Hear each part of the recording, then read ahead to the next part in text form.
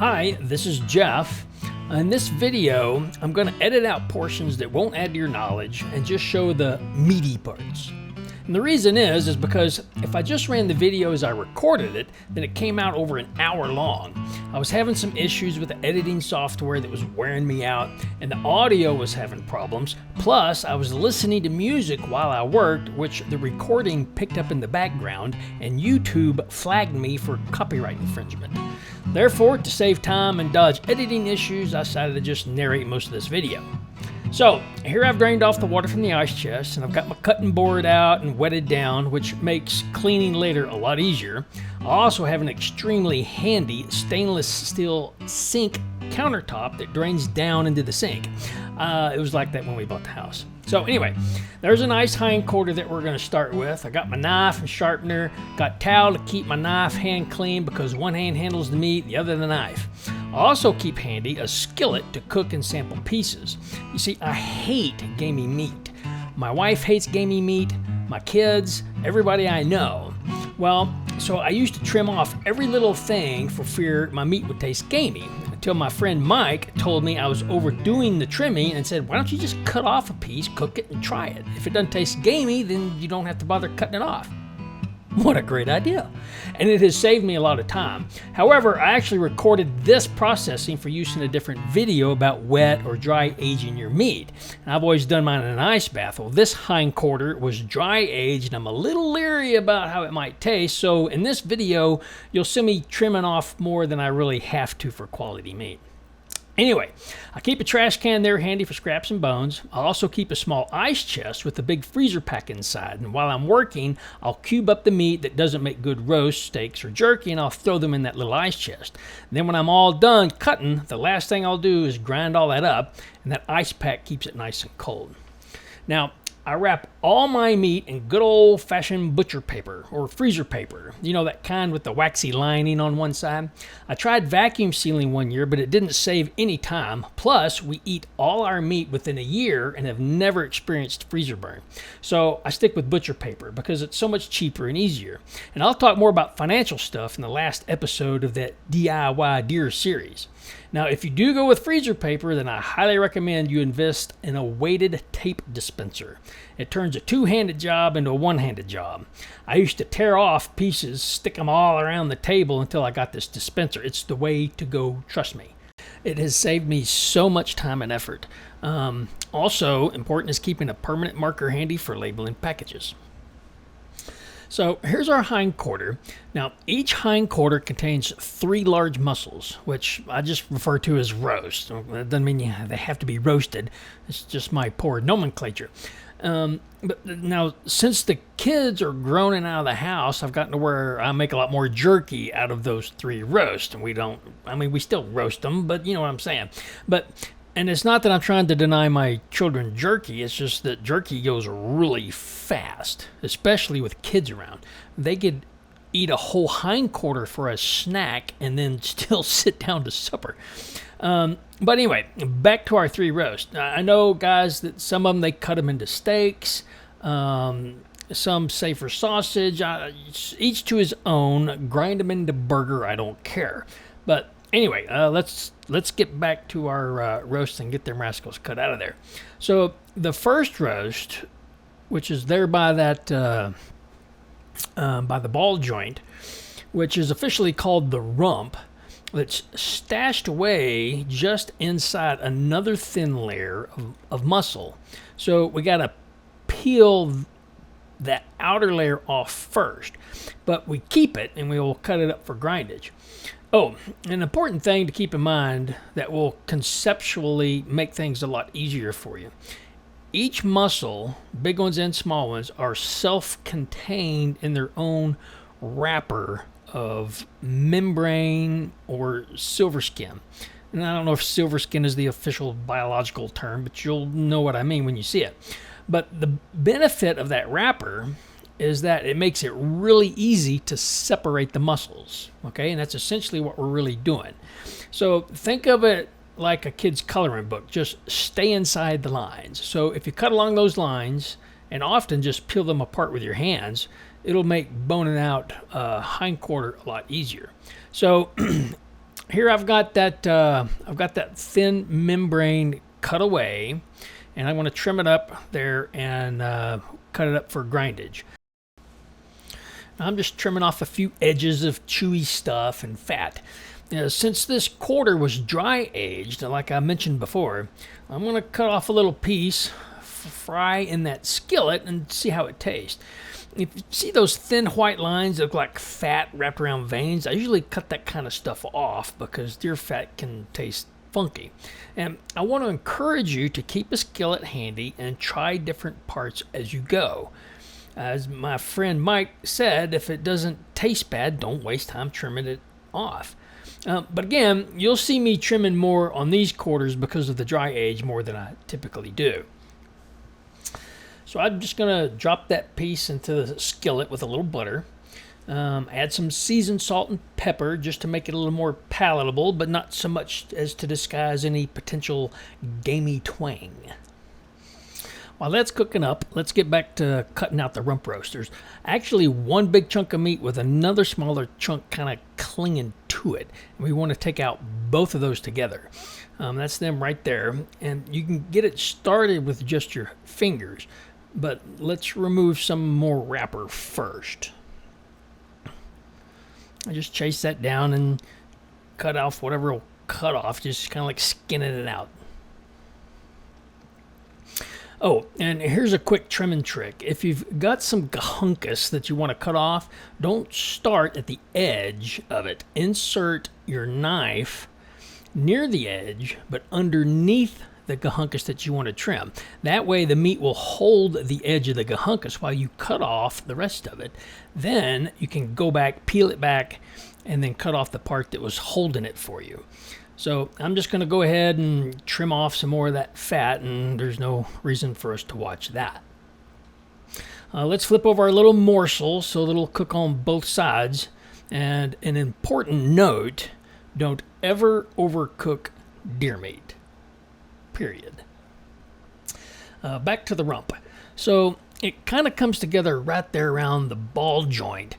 And you got to use some knife to get it started, but keep those two pieces together. And that's the little one right there, and that's the big one there. And there's that line that separates them, but keep them together. And I got to flip it over here and trim off a little more fat, but we'll skip that. Our little morsel is done, and there's my tracking dog, Annie. She obviously got a whiff of deer meat cooking. Sorry, Annie, not this time. But anyway, so just keep separating those big chunks, just working to separate those membrane wrappers. You can kind of do some with your finger, use a knife a little bit, and you just don't want to cut too much. And as long as it looks kind of smooth like that, you're okay. But if you slice into it, it'll look muscly and grainy. And sorry I didn't catch this in the frame, but all I did was flip the hindquarter over and cut along the line from the back side. It takes a little cutting to get it started, but then you can just use your fingers until you get to the inside where you'll see some white connective tissue, that stuff right there. So just cut it away. And there's also a pretty heavy tendon down by the knee that you have to cut through. And that was it right there. And then once you get that cut through, go back to the inside and work on that white connective tissue. Just pull up the rump and cut away the white stuff. And you can leave the white stuff and trim it later if you want. It's not that big a deal. I tend to leave it. But and then just go back to the other side, back to the inside part, and continue to pull and separate. And then you got to cut through that last part of that tendon down by the knee. And then once you get, yep, that was it right there. Thanks for the point there, Bonner. And then give that a nice little cut and then a pull, and comes right out just like that. Our little morsel has cooled, so I'll give it a taste and see how it goes. And the verdict is it tasted just fine. So I was good to include all those pieces in my grindage. Now, let's get back to trimming up that rump roast. And the question always is what to trim and what to leave. And generally, I take out anything that looks like white fatty stuff. but not always. I mean, you'll see more of that later, but there's no need for me to show trimming down this entire roast, but I do want to point out a big artery with fat around it that lies at a diagonal across the smaller of the two hunks of meat. And I don't want him in my meat, and that's him right there. And so I'll cut him out every time, as he has tasted poorly in my taste test. So you can tell there I just kind of cut a little trough out of him. I said I wasn't going to show trimming out this whole piece of meat, but I did want to show a technique thing here. And what you'll see me do is I'll have a piece there, and I've got a hold of it in my left hand, and I'll take the knife and I'll slice underneath it, but I'll take what's the hunkus I'm cutting off and fold it back. And what that does is that it puts enough tension on it, it keeps it flat, so that I can cut just the membrane that I'm trying to remove and not lose a whole lot of meat. And that kind of becomes important because you end up trimming up a lot of stuff. You think, oh my gosh, you're wasting meat. But, you know, like this, I also trim off the silver skin because in a roast that becomes chewy. And you can see right here how thin that is and how I'm losing very little meat when I'm doing this trimming. So anyway, we'll try to skip the rest of the trimming. And one last little piece of hunkus here to cut away. And yes, I should stop and sharpen my knife. I'll do it later. But anyway, so that finishes up that roast. And again, remember those discolored portions are just from where the meat was exposed while I was dry aging it. So don't worry about that. It was great. And the fact there I am giving another little sample just because I still didn't quite trust it. But anyway, so that's it for the rump. So back to the hindquarter here, and you can see where the rump was setting. It was setting on top of that piece, which is called the eye of round. A lot of guys I know will keep that attached to the round, and we'll get around to looking at the round here in a minute. And I'm not sure I agree with some of the nomenclature on that, but we'll discuss that here in a second. But anyway, that eye around is just that long, nice strip of meat. I actually know some guys that have cut that out and cook it by itself. I've tried that before, but you see that white tissue that I'm pointing at, that's what we left on there when we were cutting out the rump. And there's also a lymph node that lives in there that you do not want.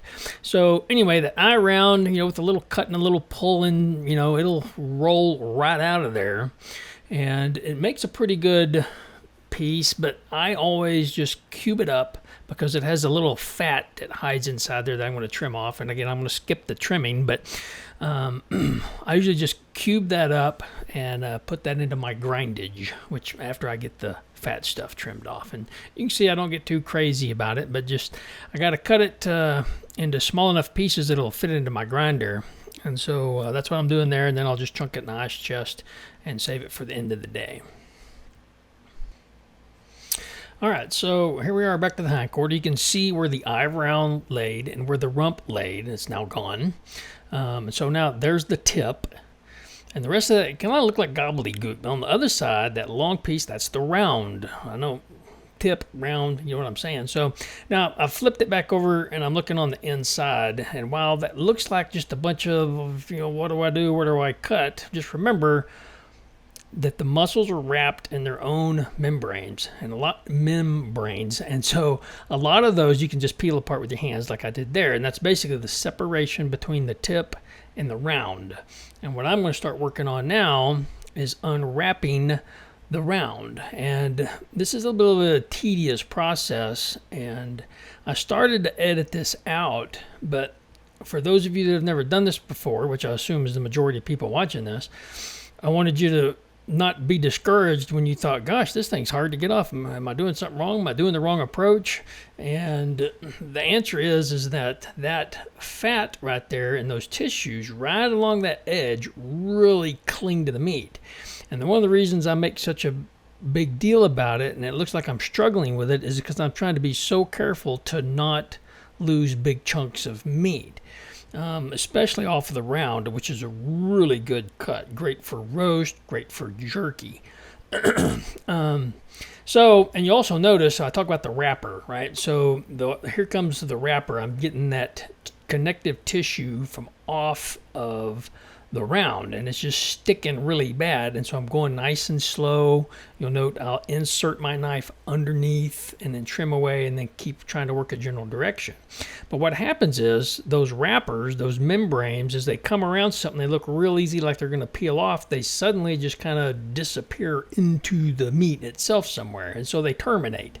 And so once you hit one of those edges of the termination, then you got to swing back around from the other side, which is what I'm fixing to do. And so get a better angle at it. And I'm working that knife really carefully and cautiously, and it takes you a little while to get the feel for it, and you're just going to have to cut off some chunks of meat and lose them while you're trying to trim. And you don't have to lose them. You can still trim them off the fat and put them in your grindage, but I hate grinding up really good roasts. And so anyway, you do want to get all that fat off, as we talked about before. Deer fat's not the greatest thing to be including in your meat. And a lot of times once you get to a certain point, that will peel. But if it won't peel and it starts tearing, like that's fixing to do to me right there, I got to go back to the knife and just keep working at it. And I will say this, don't get caught up in the egotistical thing with a lot of these guys who say, well, I can put a deer up in 30 minutes. Okay, you know what, man, bully for you, way to go. And I'm not looking to get a job at a processing plant. I just want to provide high quality food to my family and friends. That's it, right? So there's the big old slab of hunk of fat that I'm getting rid of, and I'm going to work on a couple of little pieces there, and then we'll get that round cut out of there. Again, on the timing thing, there I'm indicating the round, the line of the round that you're going to cut and separate. But on the timing thing, you know what? On this day, and on any day, this day in particular, it was snowing outside, but any day, set the day aside to do it. Don't be in a hurry. Turn on some good music.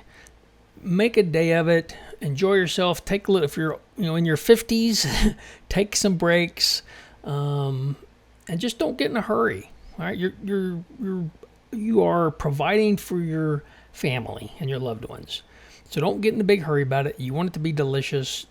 So just take your time and don't get caught up in that who can do it the fastest stuff or who does it the best or you don't do it right.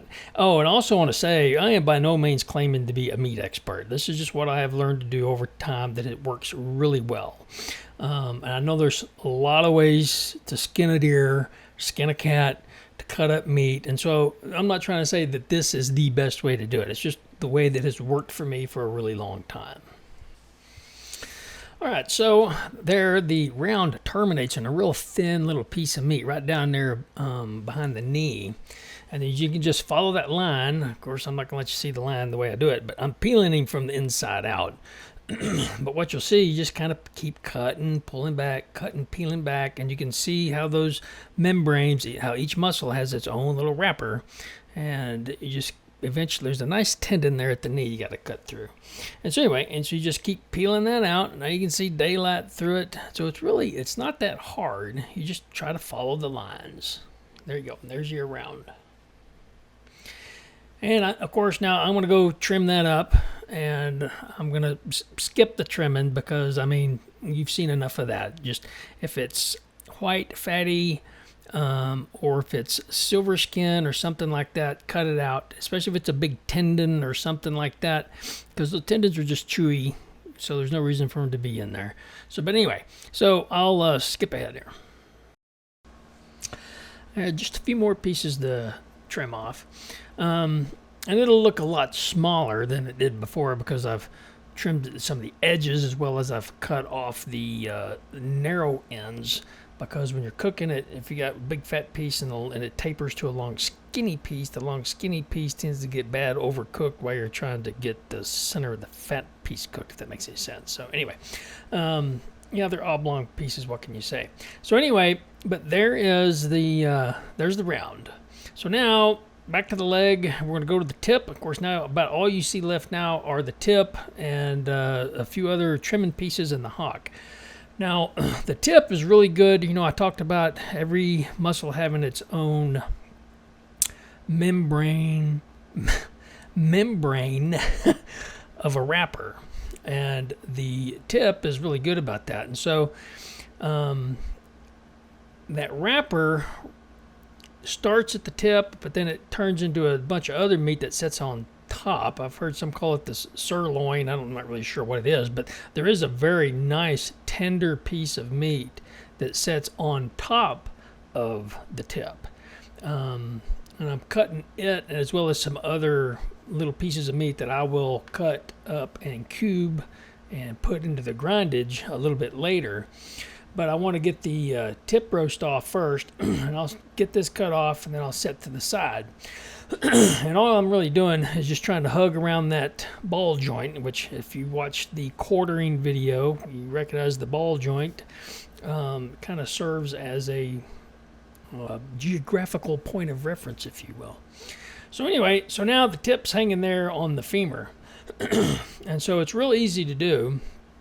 You just start right there below the knee and make a cut to where you feel the bone, and then you go around, and as you're going around, you have that knife constantly at an angle so that it's hugging the bone. So as you're cutting along one side, you're hugging the bone as you go down, and there again, hugging the other side of the bone, hugging the bone until you get all the way to the bottom. And then after you've made a cut on both sides, then you can kind of start working from the knee down and just kind of basically shave that roast off of that femur bone until you get back to the ball joint again. Once again, being a point of reference. And which, by the way, if you notice that fillet knife, and if you watch the quartering video, you'll remember that I broke the end of that knife. And the reason it's there now is because I've had to mishmash my videos together to get one that actually captured everything. And I was processed this deer before I was quartering the deer that broke my knife. But anyway, so here's the tip, and the tip is kind of an interesting piece of meat. I don't understand why it's not called the round, because it's actually round, shaped like a football. But it's made up of 3 different muscles. And it's kind of weird the way they run, because they're fat on one side and thin to the other. And then the one on the opposite side is fat on one side and thins out to the other. And so it's an interesting little mix there.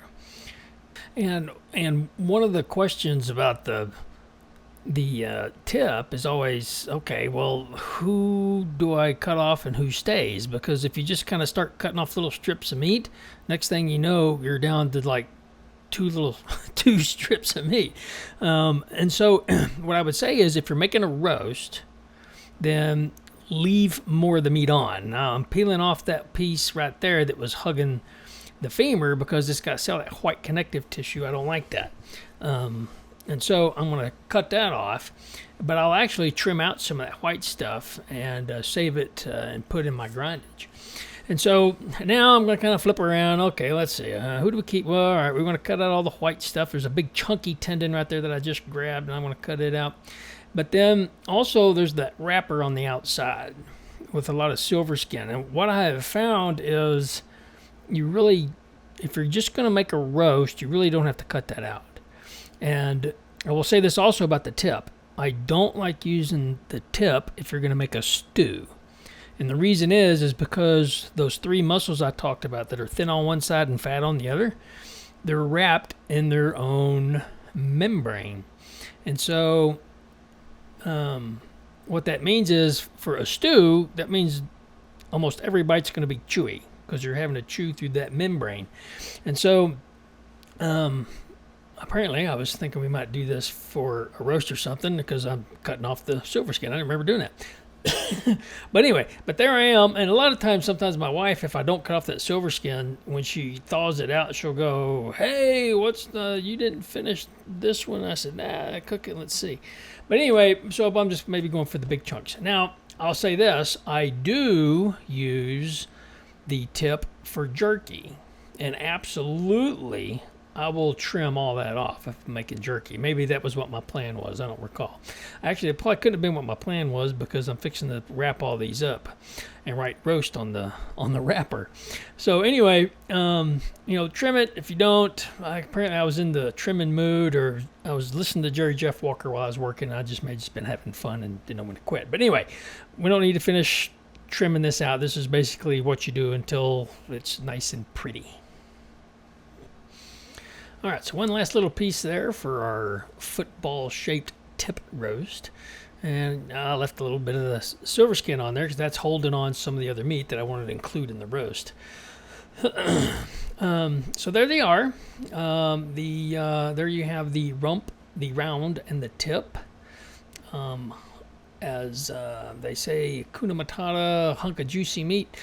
Anyway, so I was going to skip this part about wrapping, but if you're like one of the guys that says, well, I've got to have a vacuum sealer, so I'll be quicker and my meat will last longer. Now, granted, if it takes you 4 or 5 years to eat your deer meat, then yeah, you probably do need a vacuum sealer. But like I said before, ours is gone pretty quick.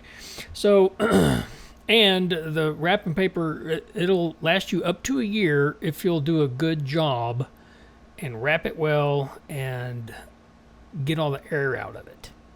And so I'm going to do one here just for example. And so basically all you're doing is you're folding the edges of those paper up, and then you're folding it down, creasing it, folding it down, creasing it, whether you do that 2 times, 4 times, whatever, until you get down to the meat.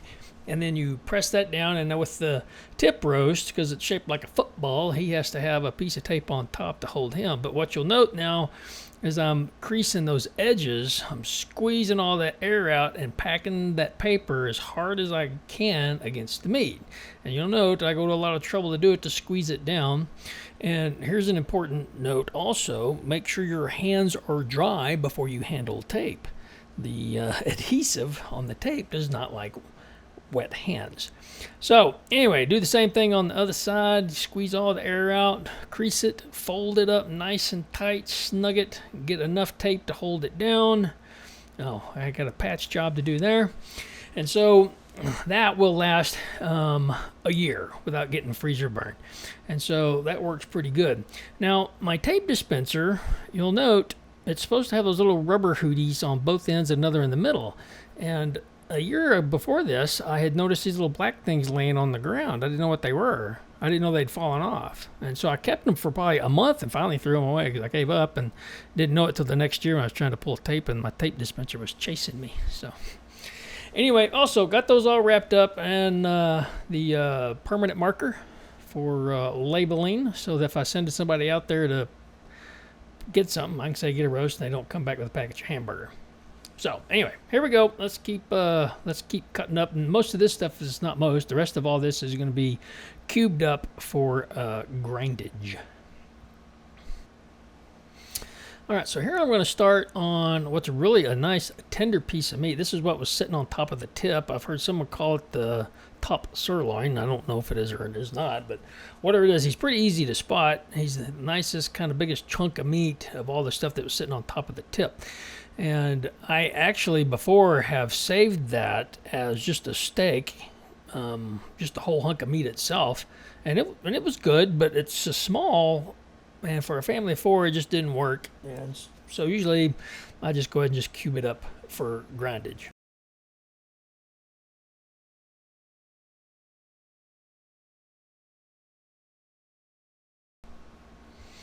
Now, all these little jibble jablets, you can expend as much time as you want, cutting little pieces off, trim, and just make sure that you've trimmed off fat. I'm not too worried about some of the silver skin and stuff like that, but if it's white, man,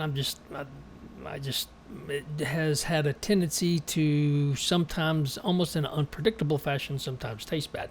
Now look, that one's got a line that runs right through the middle of it, and I have cooked that one on my skillet and tasted it numerous times, and it's not that bad. And so I'm not going to cut that out, despite the fact that it's white fat. So I'm not trying to contradict myself. And again, have a skillet there while you're doing it, and just try it. I mean, if you throw it in your mouth and it tastes bad, spit it out and remember what that piece looked like and where it came from, and don't do that again. Now, also, again, remember when you're doing the little taste test, that is assuming that you did a good clean kill on your deer, that you didn't bust the guts or the bladder while you were field dressing it, and that you got it cold really fast. Okay? So keep that in mind when you're doing your taste test, because if you didn't do any one of those things, then there's a chance what you're tasting is your fault, not the deer's fault.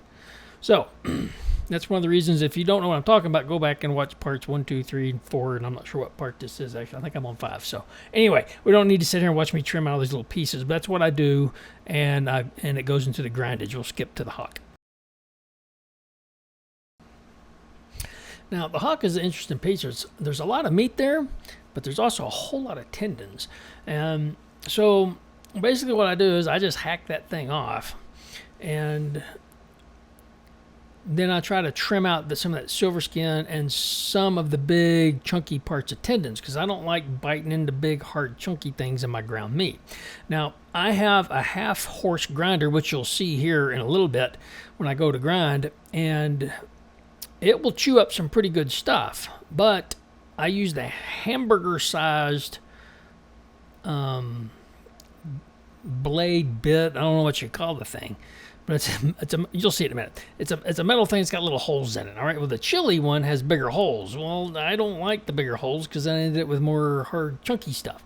So I used the hamburger one, but what I found was a lot of these tendons down in the hock, as well as right there just above the ankle, some of those little muscles there below the knee, they are basically multiple layers of muscle, all wrapped in their own little wrappers of not just silver skin, but like sinewy, really tough tendons.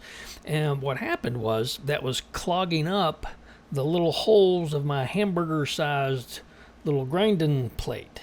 And so what I started doing, I got tired of trying to pick that clean. That's even with a half horse high quality grinder. It's not a commercial thing, right? But I don't need a commercial thing. I'm feeding my family, not the world.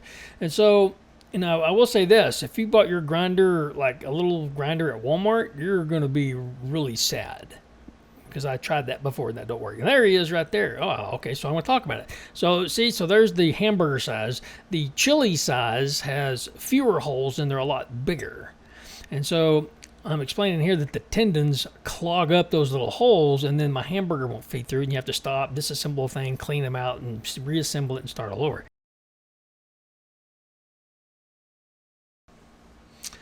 And that was just a brief reminder to frequently stop and sharpen your knife.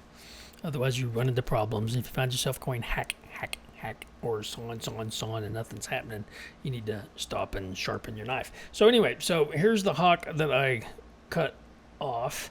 And basically, I'm going to cut those two muscles in half. And there's several muscles that lie in there. And I'm going to trim these out. And I'm going to let you see this, because, oh, don't cut your finger, Bonner. And I want to see me cutting toward my hand. I haven't cut myself in a long time, but I usually don't do what I just did there a while ago. Don't do that. So it's basically like doing a fish. And so I'm going to flip that over, and I'm going to cut down to the sinew, or that silver skin, tendon, whatever it is, and then I'm going to shave it off just like that. So it's kind of like filleting a fish. And I can do that on that big hock muscle, but those little ones there below the knee, it's by the time you get through doing it, it's not hardly worth the meat. So what I do with that stuff below the knee, I actually save it as treats for my dog when I'm doing training, and they actually like that better than any other treats I've ever given them. So anyway, and so we don't have to sit there and watch this, but that's basically what I do, and then I save those pieces in the grindage, and the sinew goes in the trash. And here I'm going to show just an observation of those muscles there below the knee and how swirled and twirled they are and wrapped in their own sinew. And so you're talking about trimming all that out or having to pick it out of my grinder. And so that's why I choose to use that as dog treats. All right, also important to keep the cutting board wet. So between quarters, I'll always, because of my handy dandy little sink and my little washing wand there from my faucet, I'll hose that off real good and get off all the sticky stuff. And there'll be like little membranes. Membrane. This has been my worst word ever. Wash all that membrane and tissue off and keeping it wet, and then you'll scrub free a lot better later. And it doesn't have to be spotless, you see, just, kind of keep it wet. All right, and moving on to the shoulder. So the shoulder also comes in its own wrapper. Now the inside part, which is what I'm working on right there, doesn't really wrap all the way around, but the other side has a really nice wrapper. Now the shoulder has a lot of different layers to it, and I have for the last 25, 30 years have never done anything with the shoulder but just debone it, cube it up, and grind it. Now this past year I made too much jerky. My wife was upset that we didn't have any roasts. I didn't kill that many deer, and she likes having roast. And I said, well, okay, well, I've already promised jerky. I make really good jerky. I'll make a video on jerky sometime maybe. But I made all this jerky, and she wanted roast. And I said, well, I'll tell you what I'll do then. I'll take the shoulders, and I'll make roast out of those. And she said, but you said they don't make good roast. And I said, well, yes, I have said that, which is true. I don't think they make good roasts. And however, what I did was I saved two, not like that. I mean, I'm not going to show you how to cut that up. It was a different thing. But basically, I saved from that kind of elbow up to the top of the shoulder blade. And my wife has this wonderful seasoning that she makes for our roast. And so we applied that, and then I smoked it on my smoker with pecan wood for 4 to 5, I think 5 hours. And then I moved it into the house and finished it in the oven at 170 degrees, and we had it that evening. I started the fire at like 7 o'clock in the morning, and we sat down to eat at like 6 or 7. And it was some of the best venison I've ever had. And so now I'm going to have a hard time cubing up shoulders anymore. So anyway, I say that because I think most guys think, shoulder, just cube it up, or shoot the deer through the shoulder, and then you can justify throwing away meat. I don't know. I don't do that. I try real hard to not make mess of the shoulders because there's a lot of good meat on them. And you can lose some shooting them through the shoulder. I try to be a behind the shoulder guy, and you don't lose quite so much that way. But anyway, so all I'm doing here, and you can sit and watch, I'm just cutting off them big wads of fat and connective tissue, okay? So it looks like a big mess when you get in there. You're kind of like, what do I cut? What do I not cut? Remember, follow the lines, and everybody has their own wrapper. Now, that piece right there, make sure you get rid of it and that part that was in the front of the shoulder, because there's lymph nodes in there. You don't want lymph nodes. Stay away from the lymph nodes. So anyway, I don't think we need to sit here and watch me cut up every little muscle on this shoulder. I think you kind of get the point. I'll skip ahead and see if there's anything important. Well, I'll say this. I'll get off these outside layers, the thin layers that I can trim some of the fat out of. And so like I trim off a layer of fat, and then I take out a layer of meat and then trim the fat off of that. And then another layer of meat, another layer of fat. And by then I'm down to the big, quote unquote, larger muscles in the shoulder.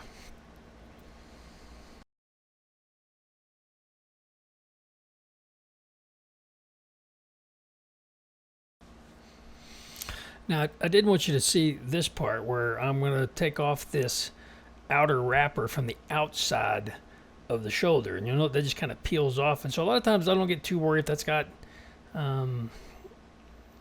grass or, dirt. I hate to say hair because I've tried so hard to wipe all the hair off. But anyway, you just kind of peel that one layer off, and like all those other layers, they kind of go somewhere and then they terminate into meat or something somewhere else. So anyway, just kind of get that peeled off. It's not that big a deal, just like I'm doing. And see how I folded the tissue back over the knife so that it'll lay flat and I can cut it better.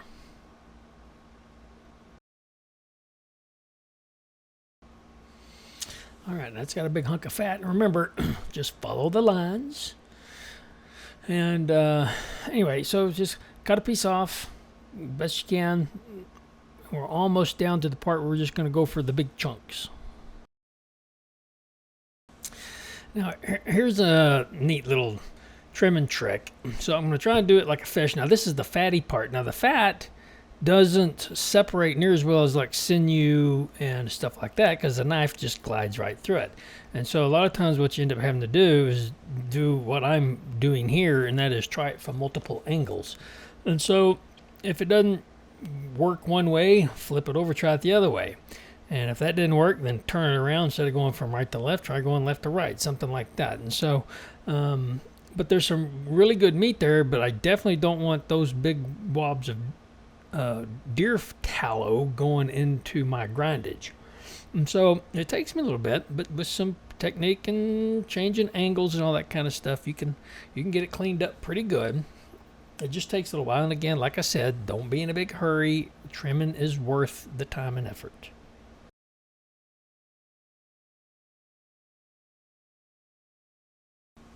Now, this piece up at the top by the shoulder blade, you may or may not have that big hunk. It depends on how deep you cut into the neck when you were quartering out the shoulder. And so I left a bunch of it. Sometimes I cut it closer and sometimes I don't. But anyway, no big deal. Just cut that all the way off. There's a little bit of trimming to do in there once you get it all the way off. And here, just finishing up cutting off the wrapper.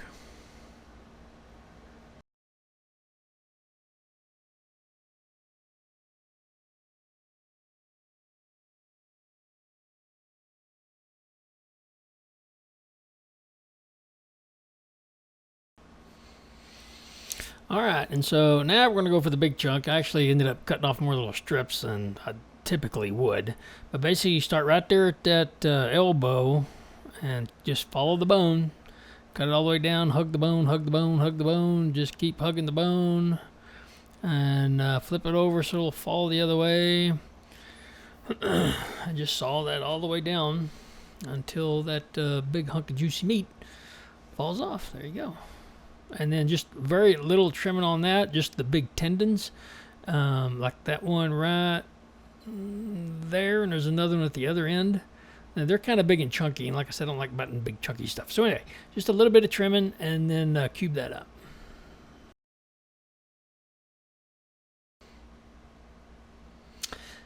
And yes, I know I'm being very persnickety. But anyway, so what we have now, we've got two big hunks of meat left. One that lies on either side of that ridge that runs down the middle of the shoulder blade, or middle side, whatever. And that's why I like a fillet knife. See how that thing lays over and you get right down on the bone? Not just there, but numerous parts during this process. And there's a big tendon there at the end. You got to cut through it. Now I got to trim that out, and basically it just kind of works just like the fish thing, getting that big old tendon out. And here's the last little piece.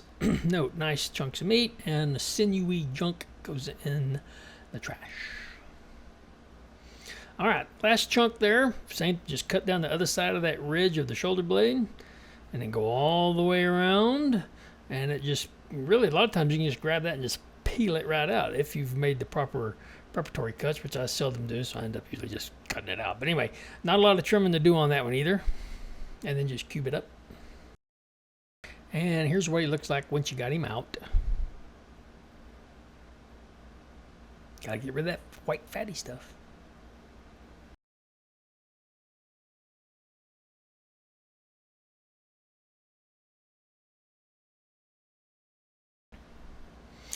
All right, there's just a few little muscles there left. Again, follow the lines.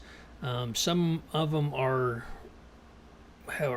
good, not too wrapped up in sinew, and those there below that elbow or wrist, if you want to get particularly about the zoological comparative anatomy, that stuff below there I don't keep. That again but becomes dog trimmings. So all right, so I'm gonna say we're done with the shoulder, although I do sit there and pick a few more pieces of meat off of that. So let's skip to the back strap.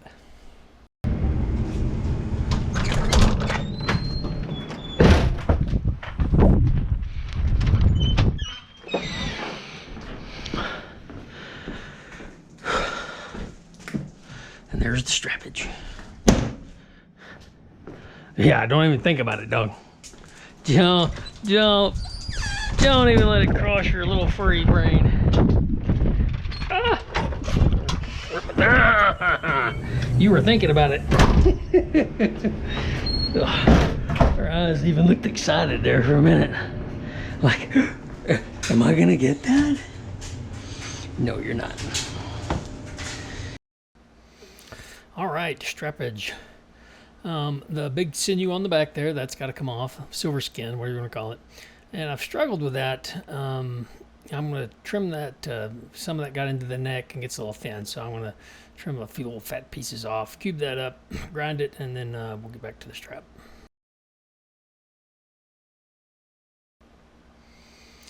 And just a few little pieces there on the bottom end of the strap to trim off. If you remember, when we were quartering up, I was talking about not getting too crazy about trying to get every, little minuscule piece of the strap. I mean, you don't want to leave it because it's so good, but you end up, once you get in the house, you end up trimming a bunch of that off. So anyway, just a few little pieces there on the underside.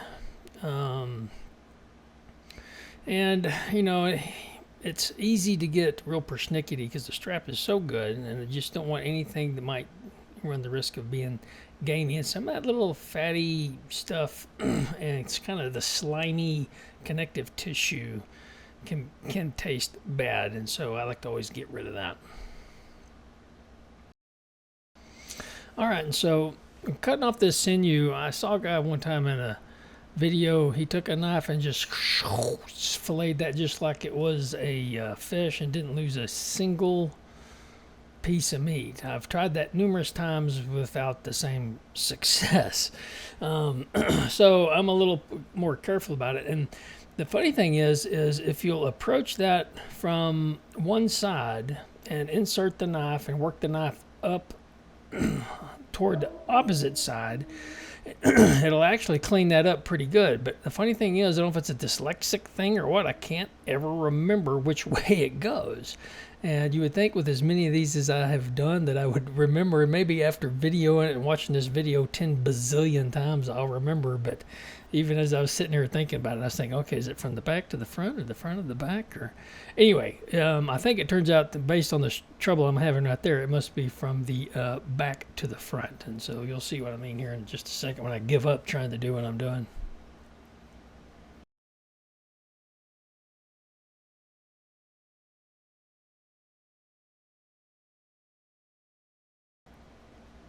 There we go, that's much better. And I'm just kind of just easing that knife along, trying to keep it, without losing too much meat. No, I'm doing a fairly decent job. I missed a little strip there, but anyway, I don't want to gloss over too much of that because if you're doing this and you're struggling with it, I don't want you to feel alone in the world.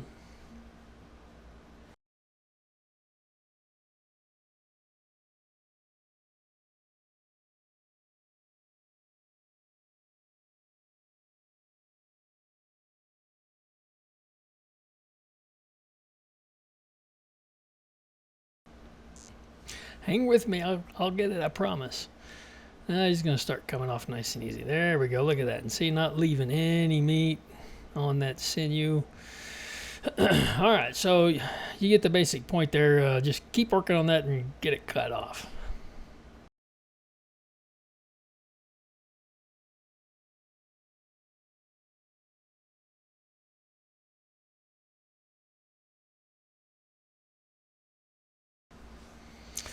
All right, so there we got it. Talk about a hunk of juicy meat. So, oh my gosh, and a hair. How in the world did a hair make it that far? And one last little piece of goober. So, backstrap's really good stuff. All I ever do, I shouldn't say all, 99% of the time, I'll take that and I'll cut it in half, and I will package it, and then I will put that on the grill. Both those pieces. I usually throw in the tenderloin with it. Now, I didn't include the tenderloin in this because it's a piece of cake. You just take that piece of meat, you trim off that little piece of sinew and peel off all the gooey stuff. It's not hard. So anyway, that's going to be it for all the cutting up. Now, I've got a little grinding to do. You can hang with me while we do some grindage, and then we'll be all done. All right, here's what I've been cubing up. Now, keep in mind that this particular dough that I was using for this video, I had shot behind the shoulder, and there was some of that shoulder I had to trim out that I didn't get to use. And so that's not getting my typical 15 pounds, which is about average. 15 to maybe 18 if it's a really big dough, and depends on how much time I spend picking over the ribs and all that kind of stuff. But typically about 15 pounds of grindage per white-tail dough that field dresses about 90 pounds. So anyway, there was my grinder. I'm gonna get that all set up and we'll get going. All right, now this is a half-horse grinder. I'm not here to promote products or businesses. I'm not getting anything for it. I'm just wanting you to do well. Now, I originally started with some little thing from Walmart, and it does not work.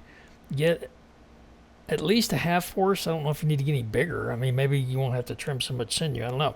But this thing, it's going to grind this 15, or, you know, it's probably not 50 pounds because I had one deer that, this deer was shot behind the shoulder. I had to trim some off, so it's probably only more like, 12 pounds or something like that. But anyway, this will grind that in less than 5 minutes. And so anyway, clean out your whatever you're going to store it in. I do mine in my ice chest. I like to keep a little bit of moisture in it. It'll keep the ground meat from sticking so bad. And it was also handy, just fit right in that sink perfectly, and even the height of the grinder on the cabinet fit right over the top, so it just feeds and just drops straight in there. And then all I do is I take it from the ice chest and set the ice chest down, set the table full of 6 to 8 pieces of butcher paper, and then just grab about a pound and a half and lay them on the butcher paper and wrap them up, and that's it. And so grinding is a piece of cake. I mean, I've already got everything cubed up all ready to go, and it works like a charm. And I'm serious, you've got to get a good grinder. And really, you shouldn't be processing your own deer if you don't have a grinder, because if you only keep the primo cuts, you're going to be wasting a lot of meat. Or you find somebody that lets you use one. Now, this little trick, putting a piece of bread in there when you're done, so I'm through all the meat, but I'm going to use that little bit of bread to push out that last little bit of meat, because I've worked really hard here, and I really don't want to waste a meatball. But anyway, it's been a lot of work, has it not? But is it not so rewarding? It seems like the fun stops at boom, but this is so much worth it. I would like not to have bread, however, in my ground meats. Let's get that out of the way. Ooh, just in time. Gee, I wonder if there's a little dog that might like... Oh, there is! What do you know? How would you like a bready meatball? Yeah, good stuff. Good tracking dog. All right. All right, so what all I'm gonna do now, I'm going to package that, and I'm going to clean up this mess. So we don't really need to video that, and I think anybody can savvy that pretty good. Anyway, there you have it. Yeah, who's the happy dog, huh? Who's the happy dog? Who's the happy dog?